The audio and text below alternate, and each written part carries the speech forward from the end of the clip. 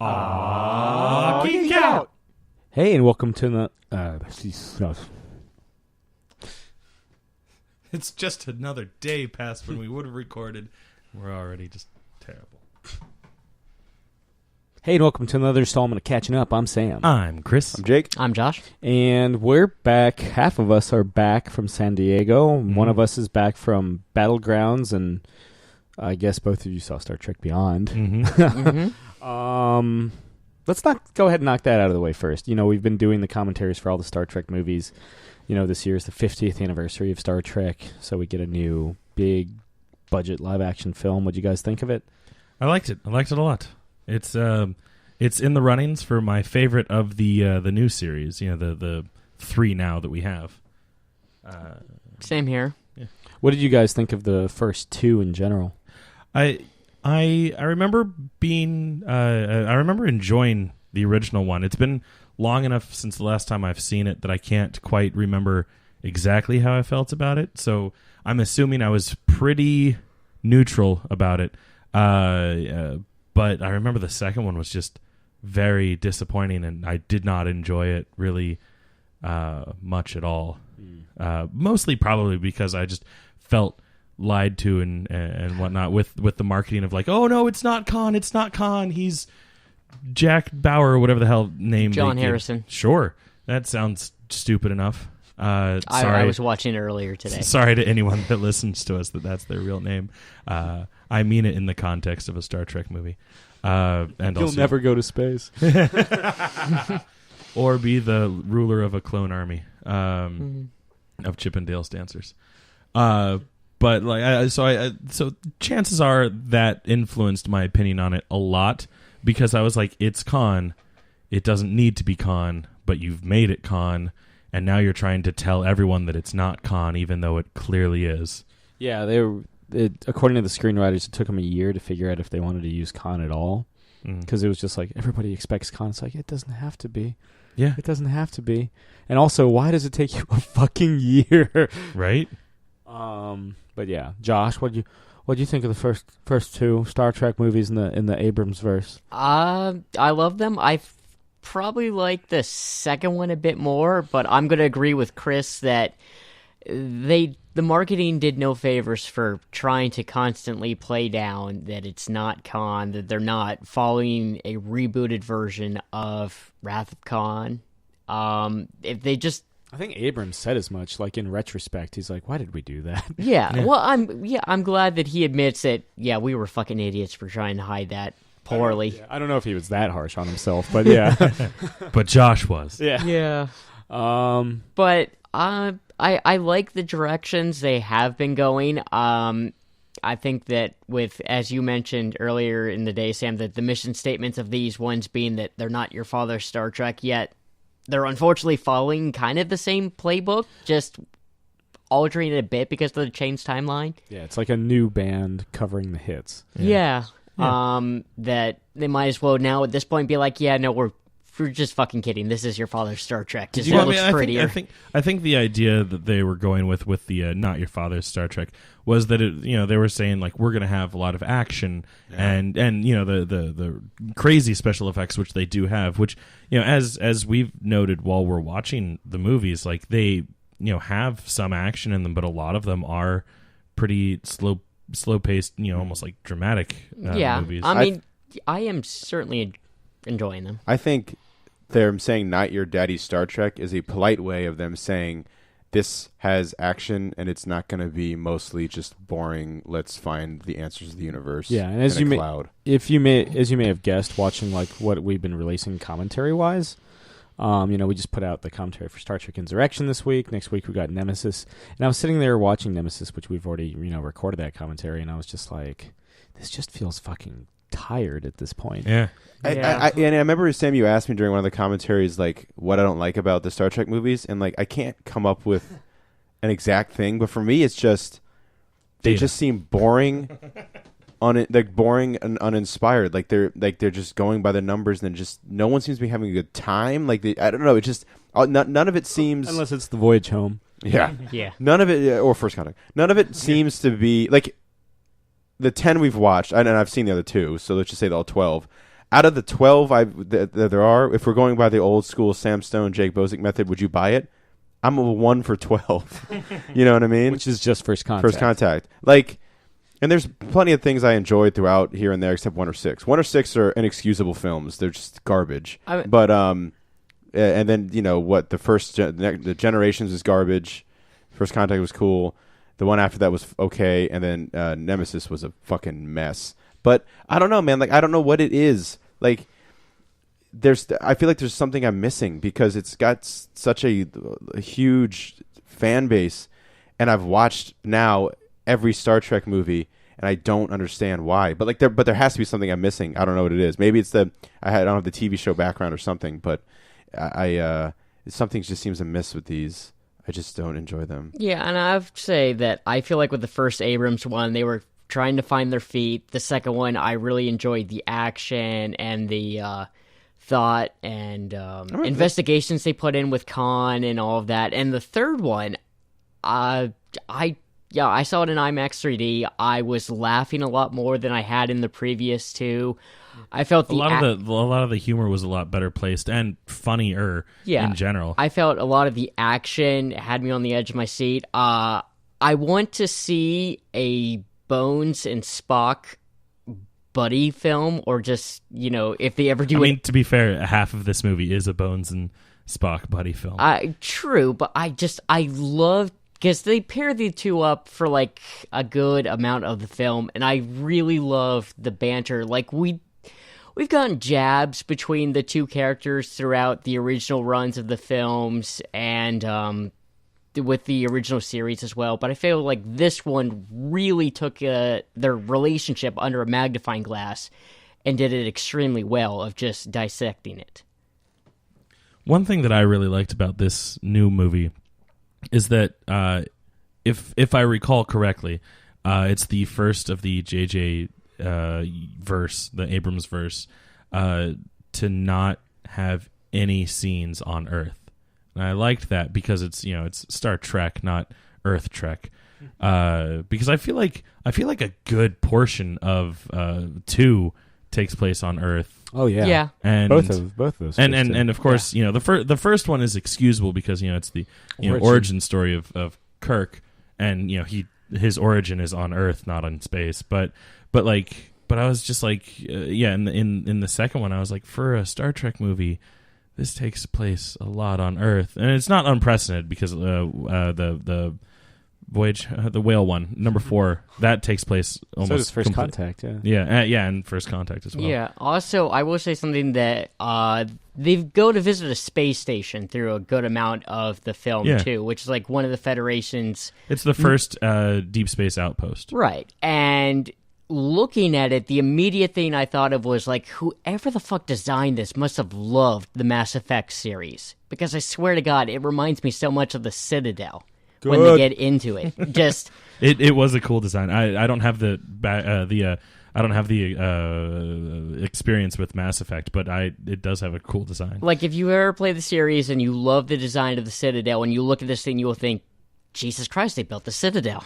Upper wards or lower wards? All of it. Oh, all the wards. Yes. And then there's the sequel. We'll get Omega in Afterlife. Fingers crossed. But yeah, so like it was cool seeing that because that was like Deep Space One. So we have 8 more. Yeah, until Captain Sisko shows up. So I did what I tend to normally do and didn't really do much homework on the movie before going to see it beyond seeing a couple trailers. Same here. I had no idea that Idris Elba was in this movie, and he, ends up being the big bad guy, and I thought he did an amazing job. He's in full face makeup for almost the entire movie. So, by looking at him, you can't tell it's him. It took me like a good 10 minutes, maybe not a good 10 minutes, but, it took me some time to recognize. 10 minutes. Yeah, a terrible 10 minutes to recognize his voice. Because he kind of does have like mouthpiece voice going on. It constantly sounds like he just put in his false teeth. Yeah. But he Idris Elba, like he does always, does a great job in the role. And then I forget what my next point was, but he was good. Yeah, also another thing about this one of they start addressing more of this being a 5-year mission to space. They start exploring more of the fact of like we are on a voyage out into the unknown. We are discoverers of new and exciting things. Mm-hmm.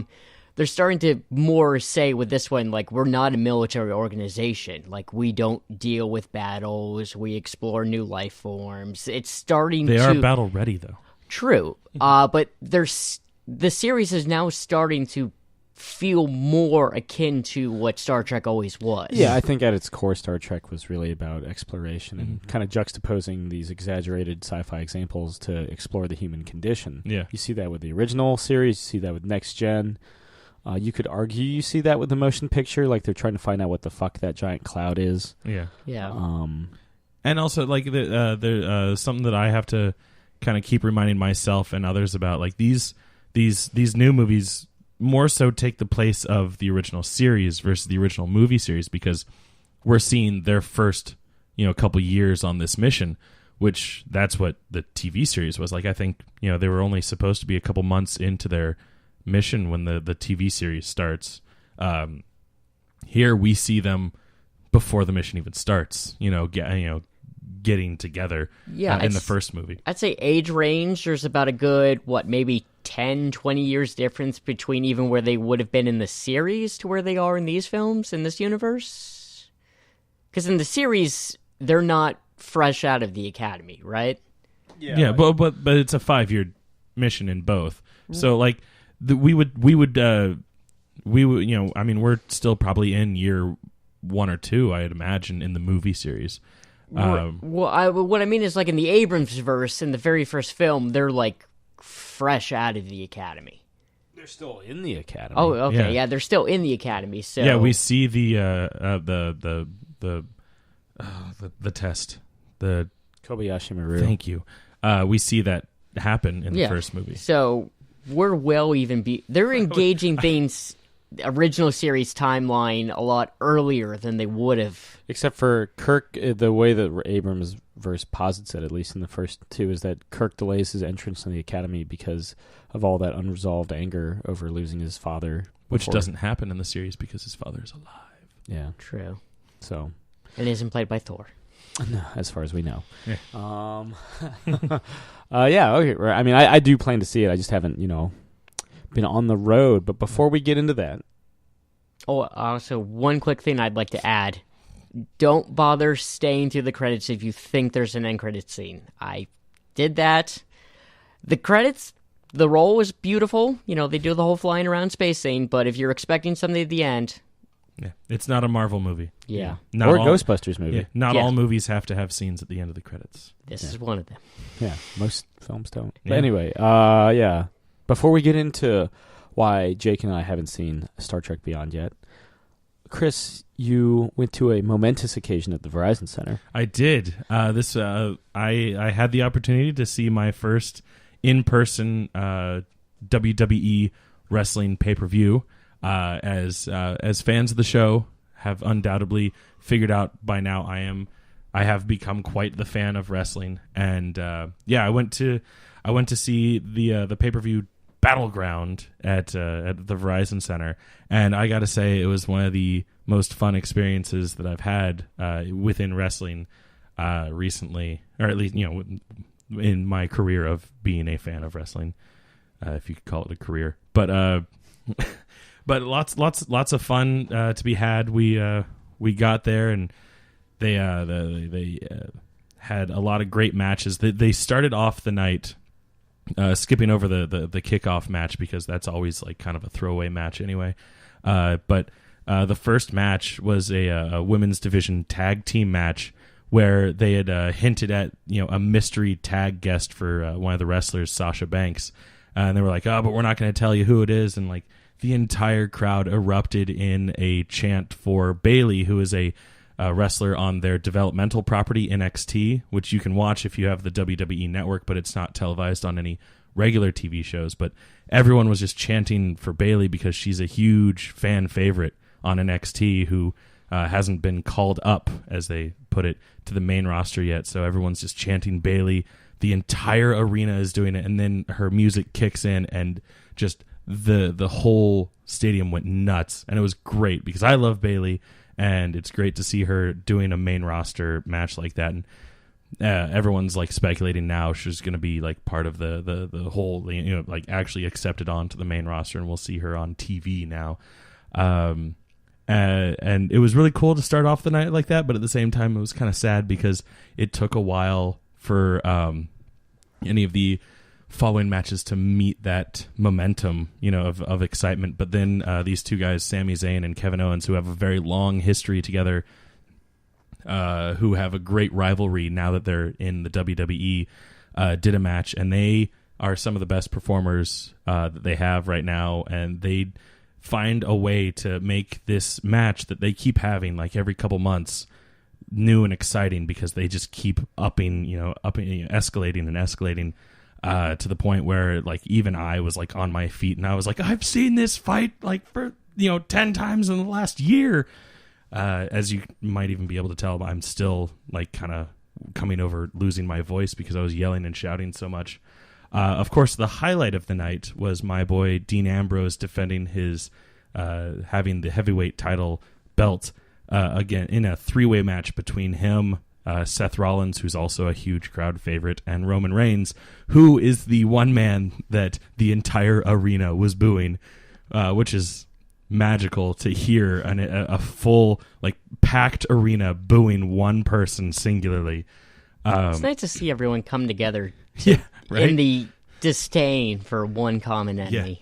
And I thought that was a political convention. I mean, it might as well have been. But yeah, it's this weird thing that Roman Reigns, through a year or two now of the creative side of WWE trying to force him down all of our throats as being like, oh, this is the new big guy. He's he's going to be the heavyweight champ and everyone's going to love him, and everyone being like, no, we don't like him. He's not that great in the ring, and he's not really good on the mic. So stop trying to make him the top dog in the company. Give it to someone who actually deserves it. Because for me personally, I don't hate Roman Reigns, but I do hate that they're trying to convince us that we love him. So that's why I boo. And I feel like that's probably really why everyone else boos, because they're like, make him work harder. Don't just give him things. But my boy Dean Ambrose, he retained the title, and it was super exciting, and I loved it. How long was the whole thing? Was it like a 3-hour pay-per-view thing? Or? It got out at about 11:30, started around 8, so nice. Yeah, like 3.5 hours. That's cool, man. Yeah. My first wrestling event and only wrestling event was the mid-90s. Ooh. I believe. And all I remember was when tickets were still like $20. Yeah, I mean, only thing I remember was there was a steel cage match. Ooh. And I believe it was The Undertaker. Ooh. Took off the steel cage and beat Goldust with it. And also, I remember my brother being very disappointed because they said that Vader was going to be there, and he thought it meant Darth Vader. And then this 350-pound fat man with a red, face wire. Did you ever see the video when his eyeball popped out when he was wrestling? He pops it back in. I've heard about it, but I haven't seen it. Anyway, Vader's obviously not Darth Vader, but yeah, I remember seeing. I think it was like mid-90s, maybe mid to late 90s was my wrestling career as going to something that was it. They're going to be back at the Patriot Center in September. Oop. If you want to go. Oop. for what's known as a dark show, like a non-televised one, so they can do it at smaller arenas. You saw Jericho in person, though, right? I did. Did you shout Page? The Twitter. I should have. Yeah. And that was fun too. He reintroduced the crowd to Randy Orton, because Randy Orton's been out on injury for like 9 months, and he's back, and he's gonna face the Beast Incarnate, Brock Lesnar, at SummerSlam. If Brock Lesnar can clean his urine. Jesus Christ, yeah.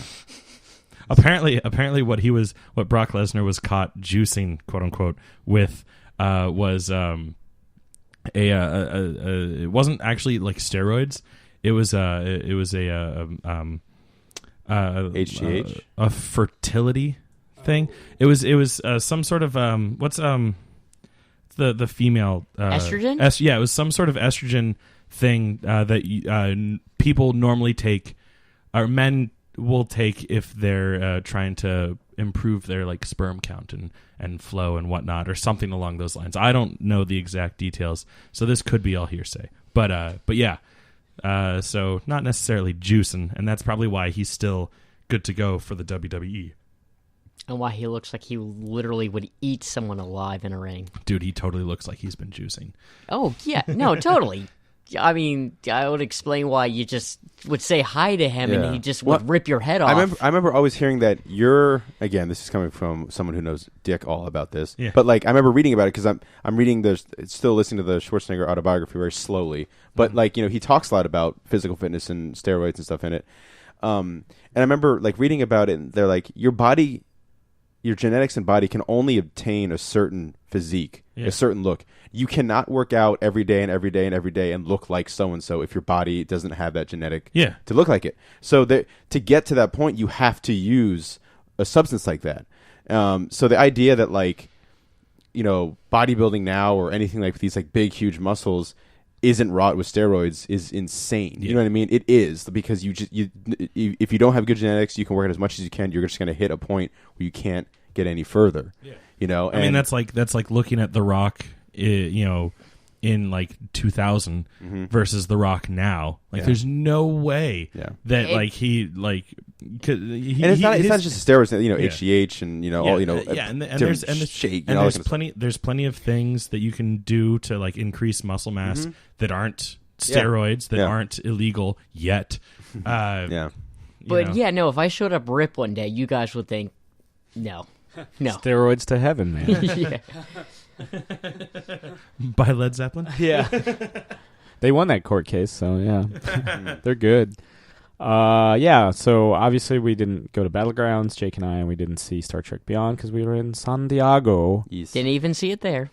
No, I did. Even though they premiered it at the Embarcadero on Wednesday night. And Jake didn't even watch Battlegrounds there because he has the WWE Network. No, actually, I canceled it. Oh, did you? Well, I canceled only because I realized I wasn't using it. Okay. I was like, maybe another day, but that's just $10 I need to be keeping right now. Yeah. We were in Colorado when that aired anyway. Yeah, that's right. Where everything was closed.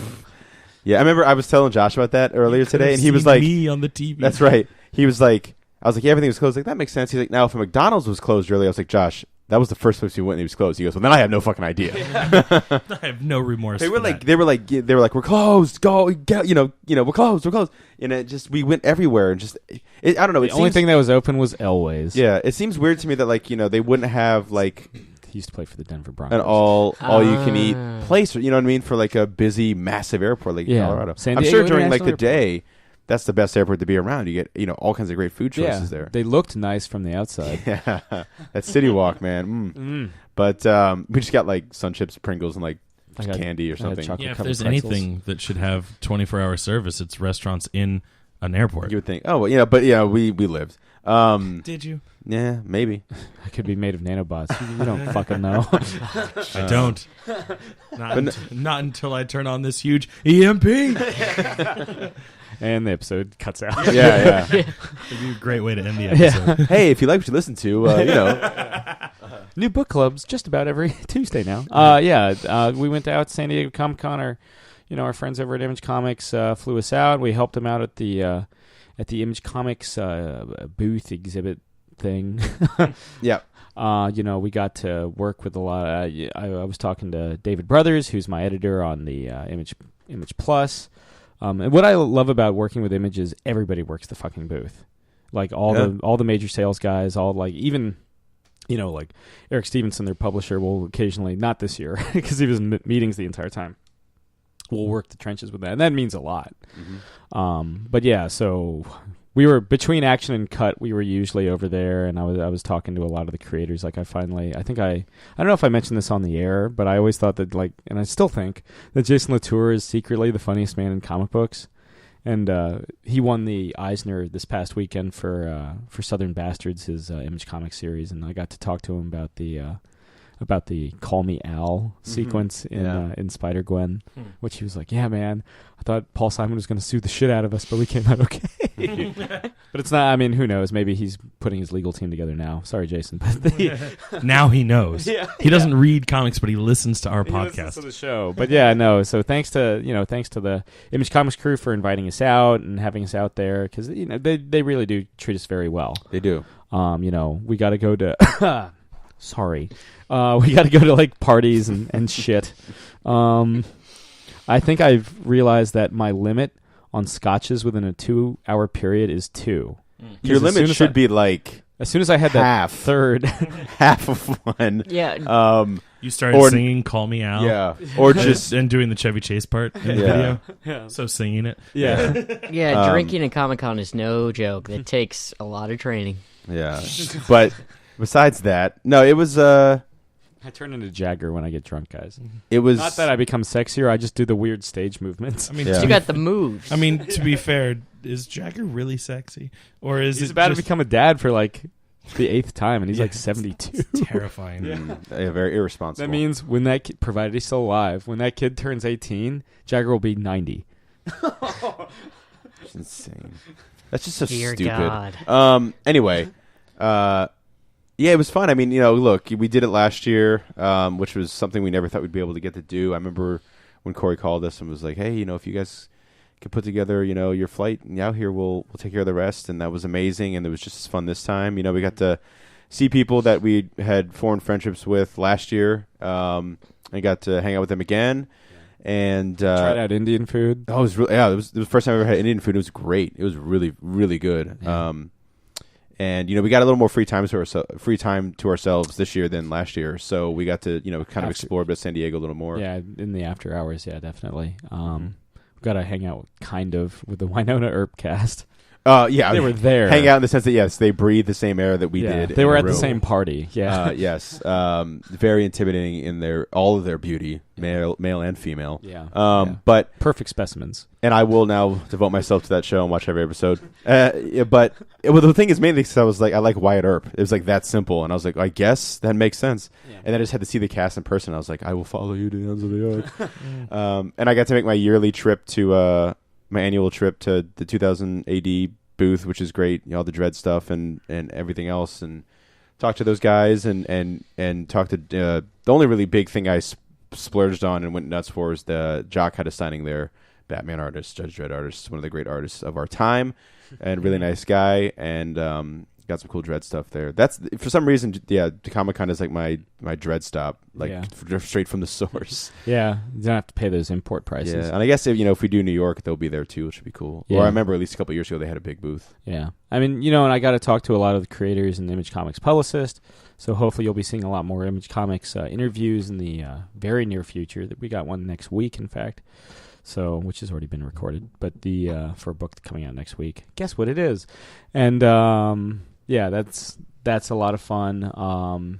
I got to say, just real quick, reading 2 books on the way home that are Image related, just because we love talking about how great Image is. Sure. Huck, that collection just came out recently, the Mark Miller, Albuquerque, Raphael Albuquerque drawn book, where I guess a lot of it was pitched as Superman meets Atticus Finch, and for me, it's much more Superman meets Forrest Gump. It's like the sweetest book I've ever read. And so he runs a lot. He actually does. Yeah, he does. But he has the powers of Superman. He's an expert at finding people, and has this thing that Mark Miller's really pushing, like one good deed a day, like just try to do one good thing for somebody. And he does, again, he stole that from the Boy Scouts. That's right. He and he's making a lot of money. But no, it's a really sweet book. And then I'm also reading Sex Castle, which is like, I feel like everyone in this room, I mean, obviously Sam knows about it, sure. But Josh and Chris, you would fucking love this book. I'll let you borrow it when I'm done. It's like an homage to the 80s action, and it's just fantastic. Sold. Yeah. It's so fucking funny and great. I love, and it's okay. What I'm about to say, it's not like Octopus Pie at all, but it has the same feel of it in the sense that it's just a guy drawing and just taking from influences and sources, and it's just great. None of the same plot at all, but it's got that feel to it. Like you just enjoy reading stuff like that. I do, at least. I think a big difference this year as well. Last time we went to San Diego, we had done one Image Comics interview, 2 if you count Corey. I do. Corey, if you're still listening. So 2. And this time around, we've got so many fucking interviews just across the board. So, talking to people and being like, hey, we had you on our show and we talked about this is our show. And they're like, yeah. Like, like Brian Shermer talking Blackjack Ketchum. That dude's a hugger. He was like, that was the most. And he'd be a fan of Bailey. Yeah. Well, she's a hugger. He was saying, like, honestly, like the Geek Out show was the most fun he had, like, promoting his book back during that press cycle. Josh Williamson was cool, now he's writing The Flash for DC. I'm trying to get some primo fucking people that I was talking to, which I'll tell the other guys off mic, but because I'll probably just jinx myself saying if I'm like, yeah, I totally want X person on the show. That, and I'll probably scream like a girl, which none of you people want to hear that high pitched scrill. Yeah, no, I like to take my headphones off if that ever happens. Yeah. Maybe I won't tell you guys off mic. But no, and you'll actually, as I've like alluded to both on like my social media and on the show, I write freelance for Image and I translate freelance for Image, and you're gonna maybe in the very near future see that kind of expand a little bit. So nice, yeah. So stay tuned, and at the very least, we'll hopefully see those guys again in New York in I guess 3 months. We still I mean, like I said, I've said it a lot to. The Image people, mainly Corey, but like how we've been really lucky with how nice they've been to us. Yeah, and none of this would have been possible without Corey Murphy. So thank you especially to Corey. Yep. And all the fine folks there. But let's talk about some of the stuff that that came out of Comic-Con. Yeah, that we were, I guess, not particularly privy to, but we saw. Yeah, we got to the home audience are privy to it because I know, Josh, you were saying earlier you were like ecstatic about how much DC is posted, but like Marvel has posted pretty much everything, or at least all the trailers everything that they but showed. Guardians. Yeah. Did they have a Guardians thing at the? But they weren't. It wasn't trailers though. Yeah. It was just scenes. Yeah. Now we know that Kurt Russell's Ego, the Living Planet. Ooh. Yeah, and confirmed as Star-Lord's father as well. Mm-hmm. Awesome. What's the point of seeing the movie now? Yeah, that's the entire movie hinges on that. Oh God. So I mean the Wonder Woman trailer. That was fucking awesome. great. Yeah. The money. It was awesome. The money. Yeah. The money. So far it's my favorite Superman movie. Yeah.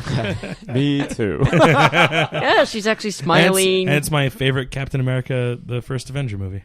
Oh, that's between you.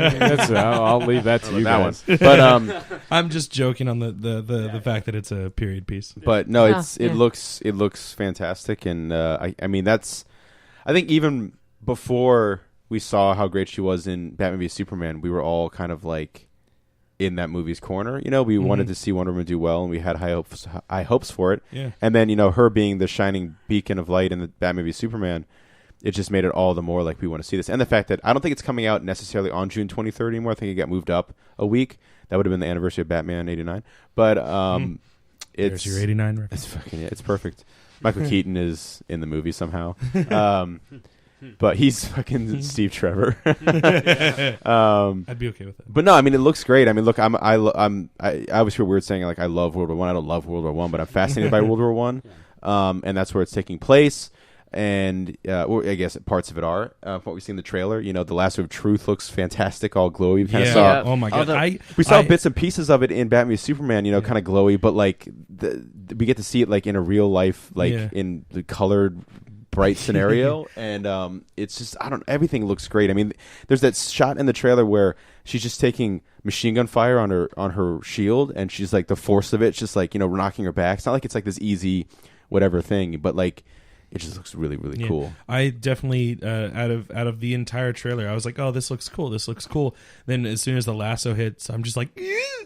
Well, it's interesting you also mentioned, like, Jake, like the color and, brightness of the film, because I remember seeing last year footage of the scene where she's in that enclosed space fighting a whole bunch of German soldiers. And between that and what the trailer looks like this year, they have brightened the film up. Which I have to assume it was partially going to be a lot darker and grittier, a la Batman vs Superman. Yeah. And that scene right there is the first indication of major course correction on that project. Yeah, well, let's jump into... While we're on the topic of course correction. The ultimate course correction. We have a Justice League trailer already. Now, I was in line for the Jock signing, and it's become a tradition that I will see if the trailer's on my phone without sound, because there's no pointless to try to hear the sound, and just look at it visually. That's how it was at at Comic-Con. Things a fucking circus. With Batman v Superman, I saw the trailer, but I couldn't hear anything the first time I saw it on my phone. And... when Batman v Superman was announced, and then the next Comic-Con, all they had were pictures. The Justice League has basically, for all intents and purposes, just started filming. They've maybe a month or two in, but they already have a teaser for it. They are trying their best. I would call that a full-blown trailer one. Yeah, they are trying their best. They have a picture of all the squad released, which is funny because Superman's looking there nothing's wrong. It looks completely untouched. It's like copy and paste from Batman vs Superman. It's funny. I wanted there to be a reference to him in the trailer or whatever, but I also didn't at the same time. I'm glad there wasn't. Yeah, at the end of the day, I'm glad. But yeah, talk about the fact that there's already a 2.5 minute showcase of that movie. I don't know.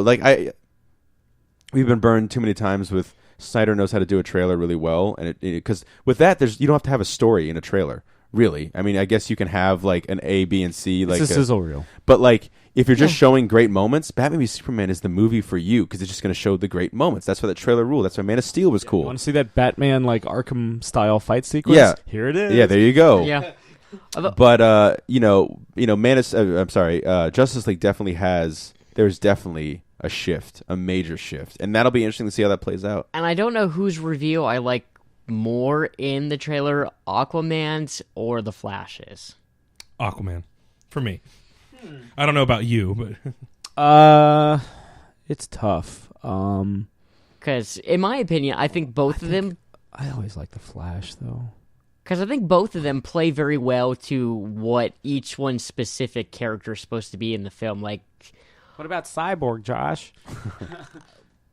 They don't. Just walking with a Letterman jacket. I like the way Cyborg looks. Yeah, I don't. He steals the show. We don't have a lot on Cyborg. They're not giving us very much of him. I feel in the trailer. Jeff Johns, when he was writing Justice League, back in the 52 days, it seems like forever ago. Yeah. He was we're gearing up to make Cyborg the big thing. I have a feeling Cyborg is going to be he's the secret weapon. Yeah, big fucking time this movie. I think because Jeff Johns was always he's the most because for years he was just with the Titans. Yeah, and he's he deserves to be. Hey, Nightwing's on the Titans. I don't know what that mouth thing I did was. Hey, you fucker! You motherfucker! The Nightwing's on the fucking team. You Nightwing fucker. was basically the babysitter. I feel for the Titans. Yeah. Anyway, though, my favorite. This is bullshit. But my favorite scene in the entire trailer is just that random shot of Batman just falling. Just doof. He's yeah, and his suit again, stud mode. I did see the sideshow. I made a point to kind of walk by there a couple times at San Diego, and they had a Suicide Squad, display. They have Batman from the Suicide Squad there with the breather in his mouth. And again, I don't know if this is I don't think this is any spoiler stuff. He definitely looks slimmer. He's definitely not as bulky as fucking jacked out of his mind. Batman v Superman Batman. Also, this may be a variant. I don't know. But there is it looks like they just took the Batman v Superman Batman, the fucking jacked one, and spray painted him to look like the Joker. And so that was standing next to it too. And I remember I was walking with Stang from Image Comics, and he's like, "Is that a fucking spoiler?" He's like, "God damn it!" Again, I think that's we'll find out in a week and a half. It would mean that Batman's the fucking Joker. That makes no sense. But I mean, Dick Grayson's been the Joker before. But it literally looks like it's just a variant thing. His outfit's red, white, and green, and he's got the face of the Joker and it's spray painted all over his body. It's just a weird version of Batman of Zerna. Oh, well, where's that film? I will say two things. One, the Funko had at one point released a Funko Pop of Batman Joker, which is basically the Batman Funko Pop, but all done up in Joker paint. And that there have been people saying there is a Joker Batman suit for the film. Yeah, maybe that's the thing then. Maybe Batman infiltrates Joker's gang by dressing up. Yeah, as the hey guys. My guess is it's probably the Joker's. Yeah. The Joker probably wears it at some point. Yeah, Maybe, but it just looks like they took. Maybe they have a big battle at Oh, the you're end sick. where they're both wearing giant bat suits. You know where it's only, the That fact. would be hilarious. The fact that like And totally fits into the absurdity of the film. we could talk about this more in a second. The fact that they've cast a Ragman and they've cast Robbie Reyes into the Marvel Universe, we're only like a year or two away from Batman and Zur-En-Arr showing up as some crazy We're fever only dream. like a year away from like Moon Knight. Oh, dude, yeah, Oh, yeah. that'd The be a fact, great yeah. Netflix series. Moon Knight when Moon Knight comes out, because it's only a matter of time. Moon Knight's gonna fucking kill everybody else. Like they're gonna be like, oh, Daredevil's pretty cool. Yeah, Moon Knight. Oh, remember Iron Man? That's Moon Knight. Dude, but the Dark Knight was a pretty Moon Knight. Like I'm calling it now. When Moon Knight comes out, rightfully so. Funny Deadpool Rightfully, Moon Knight, bro. yeah, rightfully fucking so. Moon Knight's gonna be everyone's favorite superhero, and they're just gonna stop making comic books because they found it. Because like Moon Knight's gonna kill everybody. It's gonna be the best thing in the world. It's gonna. I'm be waiting for that moment huge. in the fucking Netflix series where like he like fucking goes in and has a hallway fight because that's like Marvel's bread and butter now, which is awesome. Yeah. And then like Judging by the Luke Cage trailer. yeah, he's like breaking bones. By the way, bones. Luke Cage trailer too, guys. Fucking dope. That's my favorite Marvel thing. Yeah, Well, Just the 'cause it Doctor has the Strange. Wu-Tang. Doctor Strange trailer was cool. Doctor I like the Strange music a trailer lot actually too. was like, oh fuck. Yeah. Yeah. Yeah, we got to see the cape. Oh, and they also unveiled the Captain America statue. We They saw did it that, like yeah. 10 minutes before the preview night. And I remember like we were waiting for this big like arrival, like because they had it all covered up. And I turned my back and I was like helping put the books away, and then someone was like, "Oh hey, look!" And I just turned around and it was just unveiled, and like one guy was like with his like camera, and I was like, I thought this would be a bigger thing. Yeah. But it looks really cool. Sitting there with like a bag of Chipotle chips, just Yeah. like, yep. Funyuns. Sir. Yeah. There it is. There it is. But yeah, I mean, it was really cool. They had a lot of, those are the big, I think, reveals that we saw. But, they had the Suicide Squad costumes up. They had all the Wonder Woman costumes, including the 70s Linda Carter costume up. Wonder Woman. Yeah. I was hoping that'd be in the trailer. But the the Star Wars booth had the Rogue One costumes up. Including the evil Liberace costume that Ben Mendelsohn wears. Gets I also wet. saw a bunch of props from Force Awakens there too. Oh, Like yeah, they had Vader's the helmet, yeah. the lightsaber, the bloody helmet, bloody Finn helmet. Finn helmet. Yeah. They had, as Chris requested, they had a recreation of Olmec from Legends of the Hidden Temple. Mm-hmm. So Oh, yeah, because the movie's trailer for that one also dropped. Oh, they're doing a movie for Legends of the they have Hidden like Temple? a made-for-TV movie. Is it based within I assume it's not a game show movie. No, It's but like- it's based within all the things from the game are things within the actual hidden temple. So the steps of knowledge. or Silver whatever it Monkey is. thing. Yes, there within the trailer they show several times them putting together the silver monkey and getting it Oh, wrong. the shrine of the Silver Monkey. Yep. What The happens temple when they get it- guards. so the temple guards grab them every time they get it wrong. And you have to give them a coin. Well, there is the temple guards. There is a pendant. I think the pendant is the main thing they're trying to get in the temple. what to about get out. what about the living trees? I didn't catch. I don't think those showed up in the trailer yet. Well, it's bullshit then. Bullshit. But Never mind. Don't want to see. Are there birds? yes, there are birds. Yeah, oh, Oh, Sam's okay. back in. Just like I kind of just poked my head back in. I caught some bomb ass Pokemon while I was in San Diego too. Yeah, God, watching the screen grabs from my friends of all the lures being dropped all over San Diego. Oh man, I got a Hitmonlee. Man, that was. But what about a Hitmonchamp? I didn't see any Hitmonchamps. Well, then what's I got the him a point? chop. Although speaking of which, apparently Pokemon Go got upgraded like last minute to have a panel in Hall H, which is impressive. Yeah, and then of course, and I think I've alluded as much on Facebook, but our hotel, the Marriott, was the location of the Nintendo. Just decided to rent out all the ballrooms there, and so in the hallway leading up to the ballrooms, there was just a massive Kirby riding a star. Nice. And I was just like, oh, okay. One of my Why other not? friends posted a picture of that, and I was like, "Oh, you're in the same hotel as Sam." And the Winona Earpcast. Yeah, apparently, yeah. Not in the same tower though. But no, it's San Diego's a lot of fun. It's work. There's business involved, but there's part of me that's always relieved and ready to go back home. But there's part of me that wishes it would never end. Did it feel as packed as it did last year? It did not, actually. Oh, thank God. The price increases have finally started taking effect. It didn't, there were times when it didn't.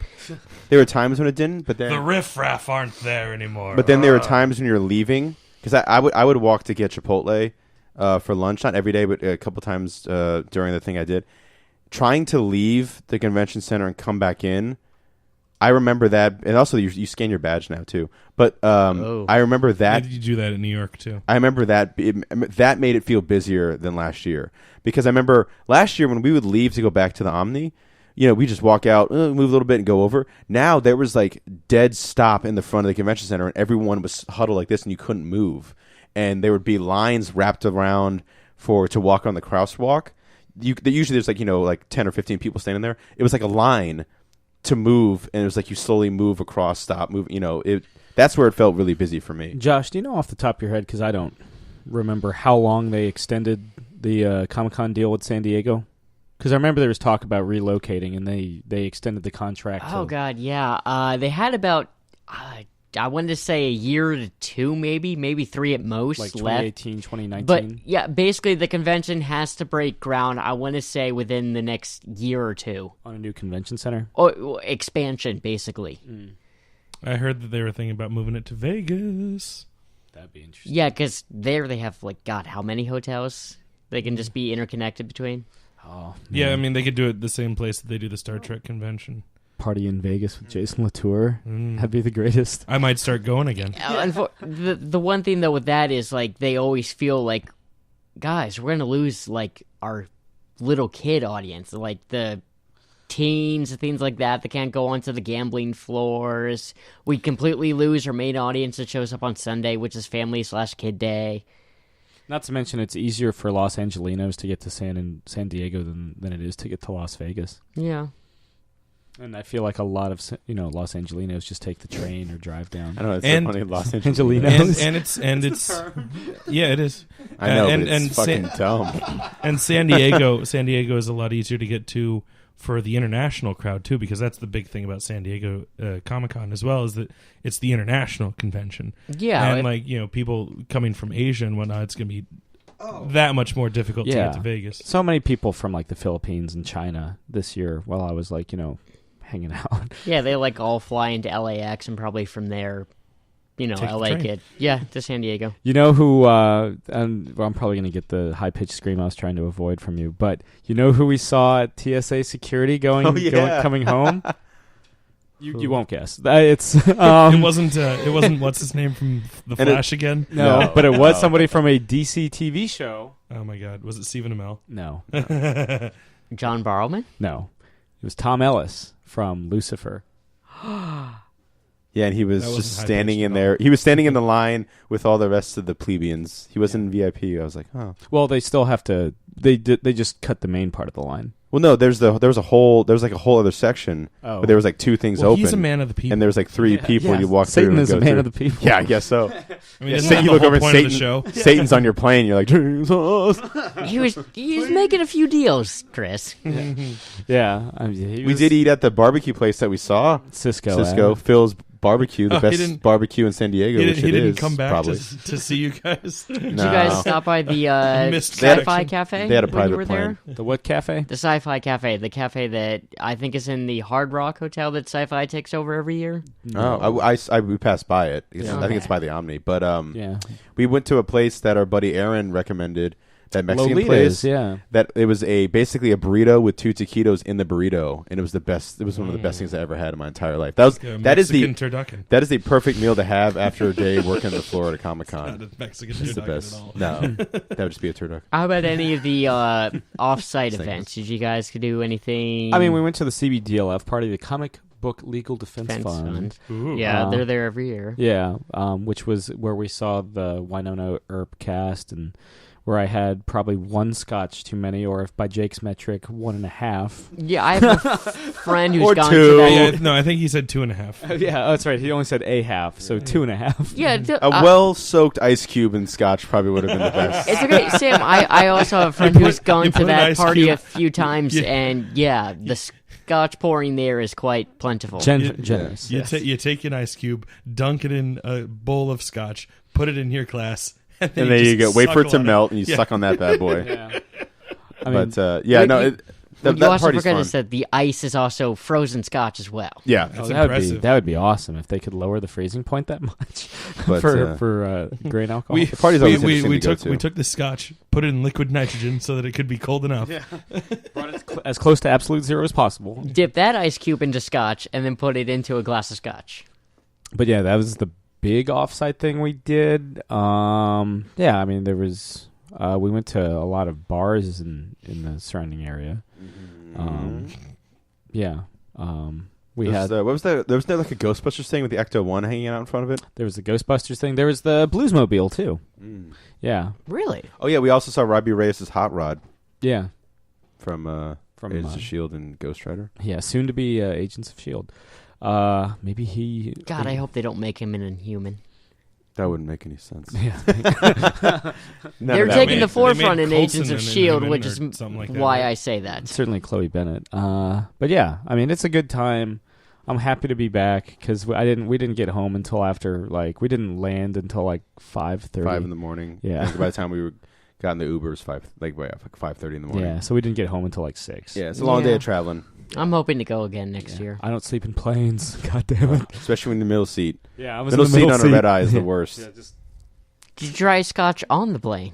I should have, but I was trying to sleep, which means I probably should have tried the scotch. But I was too busy trying to sleep to try to drink. yeah. That's what you drink. What was that one thing you were saying where I basically Kanye West fell asleep? Like the Kanye West, kind of fell like how asleep. that Kanye West picture where he's laughing and then just back. Oh well, no, we had finished. It was like a Friday, I think, and Yeah. we were all gonna meet up in the lobby at around 8:00 to go to a bar, get something to eat, or both, whatever. And I was charging my phone. I was playing for some reason. I was playing a lot of Tenacious D, and so I was like, yeah, and Sam and Sam was lying on the bed, and we were talking about something, and there was a bit of silence, and I said something else, and he went ha ha ha, and he laughed, and he was like ha ha. And he started snoring again. It was fucking weird how fast he fell asleep. And I looked over, and he was always a shit-eating grin on his face when he slept. He was sleeping and smiling at the same time. And I was like, Jesus. Sugar Plum Fairy, Sugar Plum Fairy. Welcome to Sloggers. Slagos. Good evening and welcome to Slaggers. Yeah, but it was a lot of fun. So, hopefully we'll be in New York, and thanks again to Image Comics. And Yes. yeah, we'll be back with an interview next week. You guys got anything before we sign off? No. Praise be the Justice League. Nah, well, we'll see. No, that's all I got for that. For this, that's it. We're done. Thank you very much. Good night, Eric Bana. Bye. This has been another Geek Out production. If you enjoyed what you heard, hey, we've got a new commentary every Monday. We've got a special episode every Friday. Of course, there's the usual catching up show every Wednesday. And you get book club episodes just about every Tuesday these days. Thanks for listening.